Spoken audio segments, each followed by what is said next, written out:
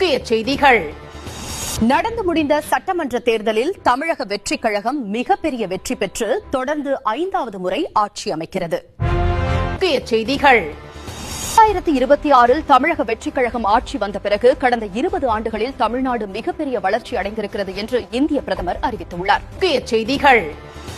அங்குல் அவரது மகனும் நடித்து வெளியான தக் லைஃப் 2 மிகப்பெரிய வெற்றி அடைந்த நிலையில் மேலும் அங்குல் இந்தியன் 4ல் நடிக்க திட்டமிட்டுள்ளார். முக்கிய செய்திகள். அங்குல் இந்தியன் 4ல் நடிக்க இருப்பதால் தாய்லாந்தில் வர்ம கலைகளை கற்று வருகிறார்.